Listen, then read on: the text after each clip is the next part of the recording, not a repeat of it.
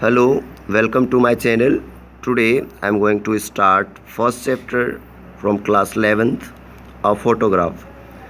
This is from your Hornbill textbook. You know you have two textbook. One is Snapshot and another is Hornbill. So Hornbill is the main textbook, and this poem is a photograph based on the past memories. Here poet remembers her mother when she was in a sea beach with her two cousins, and she remembers her childhood. इस poem में poet photograph के ज़रिए अपने माँ के बचपन को और साथ ही साथ अपने बचपन को भी वो जी रही है, कंपेयर कर रही है.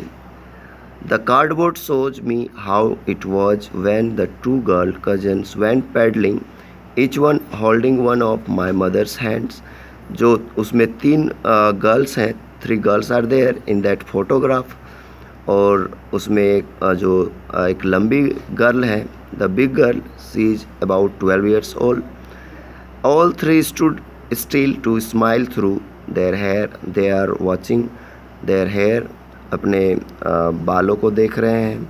इससे वो केयर फ्री लाइफ को इंजॉय कर रहे हैं. At the uncle with the camera, और इस फ़ोटो को क्लिक करने वाले उनके अंकल हैं.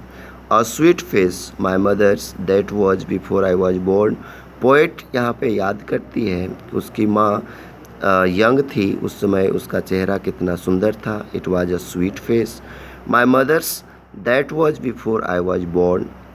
और ये फ़ोटो जो है बचपन का है, यानी पोएट देखती है, कंपेयर करती है कि बचपन में उसकी माँ कितना सुंदर थी. और वो कहीं ना कहीं कंपेयर कर रही है कि जब समय बीतेगा तो मैं भी मेरा भी जो बचपन है वो भी वैसे ही हो जाएगा. And the sea which appears to have changeless. यहाँ पे वो फ़ोटो के ज़रिए पोएट जो है उस समुद्र को, सी बीच को देख रही है जो समय के साथ कितना चेंज हो गया है.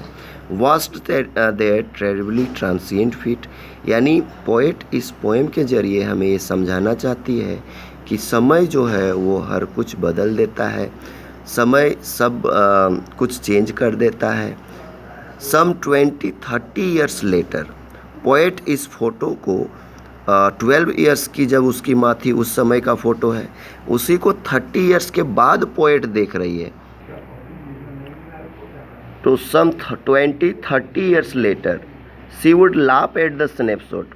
पोएट सोच रही है कि अपनी उनकी जो माँ है वो 30 years की जब हो जाएगी तब वो अपने बचपन के फ़ोटो देखकर खुद अपने आप वो हंसती होगी.